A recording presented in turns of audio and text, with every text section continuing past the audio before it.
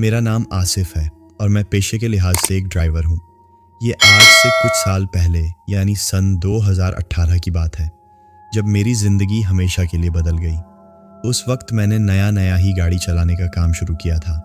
मैंने बैंक से कर्ज लेकर एक गाड़ी खरीदी थी और उसे किराए पर चलाता था ताकि अपने घर वालों की किफ़ालत कर सकूं।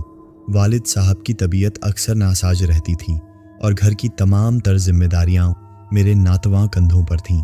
मुझे शुमाली इलाका जात, ख़ास तौर पर वादी नारायण और कागान की ख़तरनाक सड़कों पर गाड़ियां चलाने का ज़्यादा तजुर्बा नहीं था। मैंने लोगों से इन रास्तों के बारे में अजीब व गरीब और पुरअसरार किस्से तो बहुत सुने थे, जैसे रात में भटकती रूहें या रूप बदलने वाली मखलूकम, लेकिन सच कहूँ तो मैंने कभी उन पर यकीन नहीं किया। मैं समझता था कि यह सब जहालत और वहम की बातें हैं और इसलिए मैं दिन हो या रात बेखौफ होकर अपनी गाड़ी सड़कों पर दौड़ाता था। मेरे वहम व गुमान में भी नहीं था कि मेरी ज़िंदगी में कोई ऐसा तूफ़ान आएगा जो मेरी दुनिया ही उजाड़ कर रख देगा। उस वाक़े के बाद से आज तक मैंने मगरिब की अज़ान के बाद कभी अपने घर की दहलीज पार नहीं की। जैसे ही अंधेरा छाने लगता है, मेरी आंखों के सामने वही खौफनाक मंजर किसी फिल्म की तरह घूमने लगता है और मेरी सांसें बेतरतीब होने लगती हैं। दिल की धड़कन इतनी तेज़ हो जाती है कि लगता है जैसे मेरा सीना फट जाएगा। मुझे यकीन है कि मेरी यह कहानी सुनने के बाद आप भी रात के सुनसान सफ़र से पहले 100 बार सोचेंगे। यह उस दिन की बात है जब मुझे सुबह से कोई एक भी सवारी नहीं मिली थी। पहाड़ों पर मौसम का कोई भरोसा नहीं होता, वह पल में तोला पल में माशा होता है। उस दिन सुबह से ही इतनी मूसलाधार बारिश हो रही थी कि जैसे आसमान फट पड़ा हो। बारिश इतनी तेज़ थी कि लोग अपने घरों से निकलने का नाम ही नहीं ले रहे थे। जिन लोगों ने कहीं जाने का मंसूबा बनाया भी था, उन्होंने अपने प्रोग्राम मुलतवी कर दिए। शाम होते होते मैं सख्त मायूसी का शिकार हो चुका था, क्योंकि उस गाड़ी की माहाना किस्त और घर का खर्च चलाने का वाहिद जरिया यही काम था। जिस दिन काम न लगता, मुझे लगता था जैसे मुझ पर मुसीबत का कोई पहाड़ टूट पड़ा है और मैं रात भर बेचैनी में करवटें बदलता रहता था। खैर, शाम के 7 बजे के करीब बारिश थोड़ी थमी। बूंदाबांदी हो रही थी, लेकिन आसमान पर गहरे काले बादलों ने डेरे डाले हुए थे। मैंने सोचा कि अब इस वक्त कोई सवारी मिलने से रही बेहतर यही है कि घर वापस चला जाऊं। पहाड़ी इलाका होने की वजह से वहां वैसे भी सूरज जल्दी गरूब हो जाता है और बारिश की वजह से तो शाम के 7 बजे ही रात के 10 बजे जैसा गहरा अंधेरा छा चुका था। सड़कें मुकम्मल तौर पर वीरान पड़ी थीं, बस कोई इक्का दुक्का गाड़ी ही आती जाती नजर आ रही थी। मैं अपनी गाड़ी में पुराने गानों की कैसेट लगाए आहिस्ता आहिस्ता घर की तरफ बढ़ रहा था। गाड़ी की हेडलाइट्स ऑन थीं, जो भीगती सड़क पर रोशनी का एक दायरा बना रही थीं। अचानक रास्ते में एक बड़े से मोड़ के पास मुझे एक स्पीड ब्रेकर नजर आया। मैंने गाड़ी की रफ्तार और कम की। जैसे ही गाड़ी आहिस्ता हुई, मेरी नज़र सड़क के किनारे एक बहुत बड़े चीड़ के दरख्त पर पड़ी। इस दरख्त के नीचे एक औरत खड़ी थी। उसने एक बड़ी सी काली चादर ओढ़ रखी थी, जिससे उसका चेहरा और जिस्म मुकम्मल तौर पर ढका हुआ था। मुझे लगा कि शायद यह गरीब बारिश से बचने के लिए यहाँ खड़ी है और इसे कहीं जाना होगा। मेरे दिल में ख्याल आया कि चलो पूछ लेता हूँ, आज वैसे भी सारा दिन खाली गया है, जाते जाते कुछ कमाई हो जाएगी। मैं अभी ये सोच ही रहा था कि उस औरत ने खुद ही मुझे हाथ का इशारा देकर गाड़ी रोकने को कहा। मेरे लिए तो ये सोने पे सुहागा वाली बात थी। मैं तो खुद ही उसके पास गाड़ी रोकने का सोच रहा था, लेकिन उसने मुझे पहले ही रोक लिया। मैंने गाड़ी उसके करीब जाकर रोकी और खिड़की का शीशा नीचे करके पूछा, जी बाजी, कहाँ जाना है आपने? वह गाड़ी के करीब आई और एक धीमी कांपती हुई आवाज़ में बोली, शायद जहाँ मुझे जाना है वहाँ तक तुम मुझे नहीं छोड़ पाओगे, बस मुझे थोड़ा आगे तक ही छोड़ दो। उसकी आवाज़ में अजीब सी बेबसी और ठहराव था।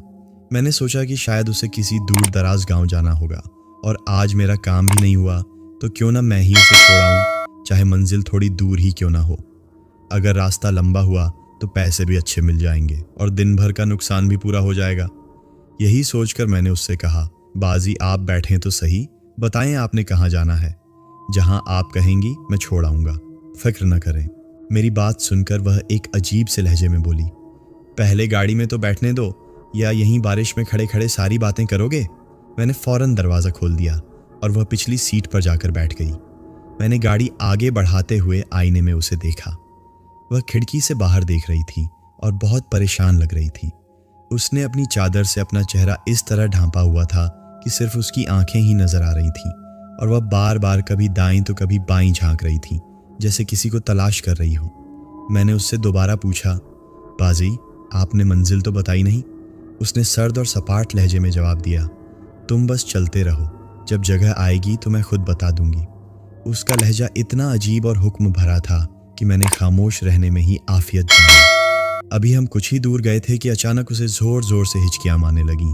वह बेतहाशा हिचकियां ले रही थी, जैसे उसका सांस रुक रहा हो। मैंने अगली सीट पर रखी पानी की बोतल उठाकर पीछे उसकी तरफ बढ़ाते हुए कहा, बाजी, ये पानी पी लें, आपकी हिचकियां रुक जाएंगी। उसने कुछ बोले बगैर खामोशी से मेरे हाथ से बोतल ली और पानी पीने लगी।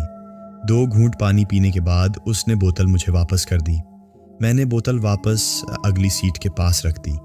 अब हमें चलते हुए काफ़ी देर हो चुकी थी और हम शहर की मरकजी आबादी से बहुत दूर निकल आए थे। रास्ता मजीद तंग और वीरान होता जा रहा था और दोनों तरफ घने दरख्तों के साए उसे मजीद खौफनाक बना रहे थे।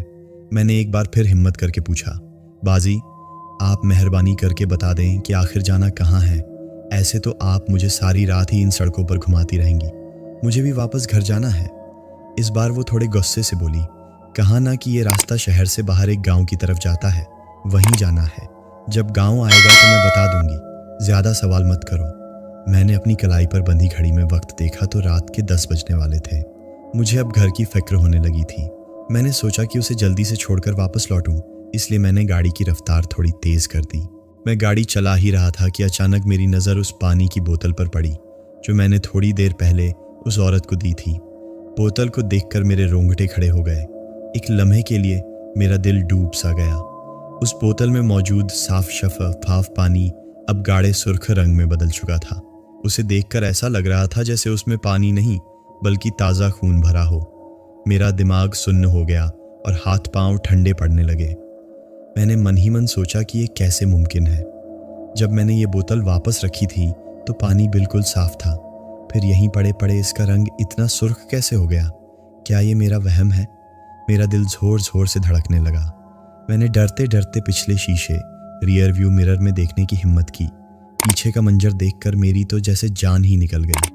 वो औरत जो मेरी गाड़ी में पीछे बैठी थी, उसके मुंह से खून की एक पतली धार बह रही थी और वो अपनी काली चादर के पल्लू से उसे बार बार साफ कर रही थी। उसकी आंखें अंधियारे में अजीब तरह से चमक रही थीं, जैसे 2 दहकते हुए अंगारे हों। मैं उसे देखकर इतना सहम गया कि गाड़ी चलाते हुए मेरा हाथ बेकाबू होकर कांपने लगा और गाड़ी सड़क पर लड़खड़ाने लगी। मैं उसे देख ही रहा था कि अचानक उसकी नज़र भी आईने पर पड़ी और हमारी नज़रें आपस में टकरा गईं। नज़रें मिलते ही वो एक इंतहाई सर्द, बेतासुर और खौफनाक लहजे में बोली, क्या देख रहे हो? अपना ध्यान गाड़ी चलाने में लगाओ, वरना हम दोनों ही खाई में जा गिरेंगे। उसकी आवाज़ में ऐसी दहशत थी कि मेरे पूरे जिस्म में खौफ की एक सर्द लहर दौड़ गई। मैंने मन ही मन सोचा कि या अल्लाह, आज मैं किस बड़ी मुसीबत में फंस गया हूँ। मैंने थोड़ी हिम्मत जमा की और अपनी कांपती हुई आवाज़ पर काबू पाते हुए उससे पूछा, बाजी, आपसे एक बात पूछूं? जब आपने इस बोतल से पानी पिया था तो ये बिल्कुल साफ था, लेकिन अब इसका रंग खून जैसा लाल क्यों हो गया है? और आपके मुंह से ये खून क्यों निकल रहा है? खैरियत तो है? मेरी बात खत्म होते ही वो औरत जोर जोर से कहका लगाने लगी। उसकी हंसी इतनी भयानक और गैर इंसानी थी कि इस सुनसान जंगल में उसकी आवाज़ गूंज रही थी और मुझे लगा जैसे दरख्तों पर बैठे परिंदे भी डरकर उड़ गए हों। हंसते हंसते वो बोली, इस बोतल का रंग लाल इसलिए हो गया है क्योंकि मैं इंसानों का ताज़ा खून पीती हूँ, और ये मेरे मुंह से जो निकल रहा है वो भी किसी इंसान का ही ताज़ा और गर्म खून है। ये कहकर वो फिर से हंसने लगी। मैं इतना खौफजदा हो गया था कि मेरे हाथ पांव बर्फ़ की तरह ठंडे पड़ गए। मैंने अपने आप को तसल्ली देने की नाकाम कोशिश की कि शायद वो मेरे साथ कोई भोंडा मजाक कर रही है। ये कोई मजाक ही होगा। मैंने अपने सूखे हलक को तर करते हुए कहा, बाजी, आप भी कैसा मजाक करती हैं? उसने अचानक हंसना बंद कर दिया और एक इंतहाई संजीदा और भारी आवाज़ में बोली, तुम जैसे इंसानों की यही तो सबसे बड़ी कमज़ोरी है। तुम हर चीज़ को मजाक समझने की गलती कर बैठते हो। उसकी ये बात सुनकर मेरा दिल हलक में आ गया। अब मुझे क्या करना चाहिए था, कुछ समझ नहीं आ रहा था। जब मैंने सामने सड़क पर नज़र दौड़ाई तो मैं शहर से बहुत दूर एक इंतहाई वीरान और सुनसान रास्ते पर पहुंच चुका था। जिसके चारों तरफ घना जंगल और सिर्फ अंधेरा ही अंधेरा था। अगर मैं किसी आबादी वाली जगह पर होता तो इसी वक्त गाड़ी रोककर उसे धक्के देकर नीचे उतार देता, लेकिन इस वीराने में जहां दूर दूर तक कोई इंसान नहीं था, उससे उलझना मुझे अपनी मौत को दावत देने के मुतरादिफ लगा। मैं खामोशी से गाड़ी चलाता रहा। मेरे जहन में हजारों व सौ से गर्दिश कर रहे थे। अचानक मुझे अपने पाँव के नीचे कुछ गीला और चिपचिपा सा महसूस हुआ। जब मैंने गौर से नीचे अपने पाँव की तरफ देखा तो मेरे होश उड़ गए। पीछे वाली सीट की तरफ से बहता हुआ खून जैसा गाढ़ा मादा मेरे पाँव तक पहुंच रहा था। जब मैंने गौर से देखा तो वो वाकई खून ही था, जो आहिस्ता आहिस्ता पूरी गाड़ी में फैल रहा था। अब मुझे पक्का यकीन हो गया था कि आज मैंने किसी आम इंसान को नहीं बल्कि अपनी मौत को गाड़ी में बिठा लिया है। मैं अभी अपने पाँव की तरफ देख ही रहा था कि तभी अचानक मेरी गाड़ी ने एक जोरदार झटका खाया और उसी सुनसान रास्ते पर बंद हो गई। मैंने गाड़ी में बैठे बैठे ही बार बार चाबी घुमाकर उसे दोबारा स्टार्ट करने की कोशिश की, लेकिन मेरी कई कोशिशों के बावजूद इंजन से कोई आवाज़ नहीं आई। मैंने उस औरत से कहा, आप यहीं रुकें, मैं ज़रा देखता हूँ कि क्या मसला हुआ है। उसके जवाब में उसने कुछ नहीं कहा। वो बस खामोशी से पत्थर के बुत की तरह पीछे बैठी रही। मुझे लगा कि ये मेरी जान बचाने का एक बेहतरीन मौका है। मैंने सोचा कि गाड़ी चेक करने के बहाने यहाँ से अंधेरे में भाग निकलूंगा और अपनी जान बचा लूंगा। मैं जल्दी से गाड़ी से नीचे उतरा और आगे जाकर गाड़ी का बोनट खोला। मैं इंजन को देखने का नाटक करते हुए बार बार मन ही मन यही सोच रहा था कि मैं यहाँ से भागूं या नहीं, क्या मैं भाग पाऊंगा। फिर अचानक एक बार मेरी नज़र गाड़ी में बैठी उस औरत पर पड़ी। जैसे ही मेरी नज़र उसकी तरफ गई, मेरे पैर थर थर कांपने लगे। मेरे माथे से पसीने के ठंडे कतरे टपकने लगे। मुझे यकीन हो गया था कि आज मैं अपनी मौत को अपनी गाड़ी में बिठा कर लाया हूँ, क्योंकि जब मैंने उस औरत की तरफ देखा तो मेरी गाड़ी में एक की जगह दो औरतें बैठी हुई थीं, और वो दूसरी औरत भी बिल्कुल पहली वाली की तरह ही दिख रही थी, या यूं कहें कि बिल्कुल उसकी हमशक्ल थी। उस दूसरी औरत के मुंह से भी लगातार खून बह रहा था और वो भी अपनी चादर से बार बार अपना मुंह साफ कर रही थी। लेकिन मेरे डरने की वजह सिर्फ ये नहीं थी, मेरे इतना ज़्यादा खौफजदा होने की वजह कुछ और थी, क्योंकि जब मैंने उस पहली औरत की तरफ गौर से देखा तो उसके सर से उसके बाल गायब थे। अब वो बिल्कुल गंजी दिखाई दे रही थी। उसका चेहरा भी पहले से काफ़ी बदल चुका था, ऐसा खौफनाक और मस्कशुदा चेहरा कि उसे देखने के बाद किसी कमज़ोर दिल के इंसान को वहीं पर दिल का दौरा पड़ जाए। उसकी जल्द जगह जगह से जली हुई और पिघली हुई लग रही थी। मैं मन ही मन सोच ही रहा था कि मैं ऐसा क्या करूं कि इसके चंगुल से बच जाऊं। तभी अचानक मुझे अपने कंधे पर किसी के ठंडे बर्फीले हाथ का लम्स महसूस हुआ। मुझे ऐसा लगा जैसे मेरे पीछे कोई खड़ा है और उसने मेरे कंधे पर हाथ रखा है। जब मैं उसे देखने के लिए पलटा तो मेरे पलटते ही मुझे जो दिखाई दिया उसे देखकर मैं इतना ज़्यादा चीखा कि मुझे अचानक से एक धक्का सा लगा और मैं वहीं पर बेइख्तियार ज़मीन पर गिर गया। अब मेरे मुंह से आवाज़ भी नहीं निकल रही थी, क्योंकि मेरे सामने जो मंजर था वो इतना ज़्यादा भयानक था कि उस वक्त मुझे कुछ समझ ही नहीं आ रहा था कि ये सब मेरे साथ क्या हो रहा है। क्या ये हकीकत है या फिर मैं कोई डरावना ख्वाब देख रहा हूँ? क्योंकि जब मैंने पलटकर पीछे देखा तो वही औरत मेरे पीछे खड़ी दिखाई दी, जिसे मैं अभी कुछ लम्हों पहले ही गाड़ी में बैठे हुए देख रहा था। वो अचानक मेरे पीछे कैसे आ गई? और इस बार मेरे पीछे सिर्फ वो अकेली नहीं थी, बल्कि उसकी जैसी ही सैकड़ों औरतें उसके पीछे खड़ी थीं, जो बिल्कुल हूबहू उसकी तरह ही दिख रही थीं। वो सब एक हैबतनाक खामोशी के साथ मुझे घूर रही थीं। मैं ज़मीन पर पड़ा पड़ा लगातार एकटक उन सब की तरफ ही देख रहा था और वो सब मुझे घूरे जा रही थीं। फिर अचानक वो मरकज़ी औरत जिसने मेरी गाड़ी में लिफ्ट ली थी ज़ोर ज़ोर से हंसने लगी, और उसके साथ साथ उसके पीछे खड़ी उसकी जैसी दिखने वाली वो सारी औरतें भी एक साथ हंसने लगीं। अब मेरे कानों में सिर्फ उनकी भयानक हंसी की गूंज सुनाई दे रही थी, जो इस वीरान वादी में टकराकर और भी खौफनाक लग रही थी। इस बार उनका चेहरा और भी ज़्यादा भयानक हो चुका था, इतना भयानक कि उसे देखकर ऐसा लग रहा था जैसे वो कोई चेहरा नहीं बल्कि कोई सड़ा हुआ कद्दू हो, और लगातार उनके मुंह से खून की लार टपक रही थी। उस मंजर को देखकर मुझे समझ आ चुका था कि ये मेरी ज़िंदगी का आखिरी लम्हा है। मैंने सोचा कि डर के मारे तड़प तड़प कर मरने से बेहतर है कि एक झटके में ही मर जाऊं। मैंने अपनी तमाम तर हिम्मत जमा करके उस औरत से कहा, देखो, तुम जो कोई भी हो, अगर मुझे मारने के लिए ही यहाँ लाई हो तो मुझे फ़ौरन मार दो, लेकिन मुझे इस तरह खौफ का एहसास मत कराओ। मुझे इस अजियत से निजात दे दो। अब तक मुझे ये समझ आ चुका था कि ये कोई बहुत ही भारी और ताकतवर शय है और इसके आगे मेरी एक नहीं चलने वाली। मैं अभी अपनी गाड़ी के आगे सड़क पर गिरा हुआ था कि तभी अचानक पीछे से मेरी गाड़ी के स्टार्ट होने की आवाज़ मुझे सुनाई दी। फिर उसकी हेडलाइट्स चलीं, लेकिन उसकी हेडलाइट्स की रोशनी जलते ही वो तमाम औरतें वहाँ से ऐसे गायब हो गईं जैसे कभी थीं ही नहीं। अब मुझे अपनी आंखों के सामने कुछ भी दिखाई नहीं दे रहा था, सिर्फ गाड़ी की तेज़ और चुभती हुई रोशनी थी। तभी अचानक बहुत तेज़ रफ्तार के साथ वो गाड़ी मेरी तरफ बढ़ी। पता नहीं कैसे मेरे अंदर अचानक थोड़ी सी हिम्मत आई और मैंने अपने आप को इससे बचाने की कोशिश की, लेकिन मैं अपनी इस कोशिश में नाकाम रहा और वो गाड़ी मेरे एक पैर को बेरहमी से कुचलते हुए आगे बढ़ गई। मुझे इतनी शदीद और नाकाबिल बर्दाश्त तकलीफ हुई कि मेरी चीख निकल गई। मैं दर्द के मारे अपने पैर को पकड़कर वहीं सड़क पर पड़ा पड़ा चिल्ला रहा था। तभी अचानक वो गाड़ी थोड़ी दूर आगे जाकर रुकी और फिर रिवर्स लेकर वापस घूम गई। अब गाड़ी का मुंह वापस मेरी तरफ हो गया था, लेकिन जब मैंने अपनी नज़रें उठाकर गाड़ी की तरफ देखा तो सामने जो उस गाड़ी को चला रहा था उसे देखकर मुझे यकीन हो गया कि इस बार की टक्कर में मैं जान से मारा जाऊंगा, क्योंकि उस गाड़ी को और कोई नहीं बल्कि वही औरत चला रही थी और उसकी आंखें अब अंधेरे में सुरख अंगारों की तरह दहक रही थीं। दर्द के मारे मेरी आंखों के सामने एक अजीब सा धुंधलका छा गया था, जिसकी वजह से मुझे ज़्यादा कुछ साफ दिखाई नहीं दे रहा था। लेकिन जैसे ही वो गाड़ी रिवर्स लेकर मेरी तरफ वापस घूमी तो उसकी हेडलाइट्स की रोशनी में मुझे सड़क के किनारे कुछ दिखाई दिया। जब मैंने सड़क के किनारे देखा तो मुझे वहाँ पर एक बहुत ही गहरी खाई नज़र आ रही थी, जिसके नीचे दरियाए कुन्हार अपने पूरे जोबन पर बह रहा था।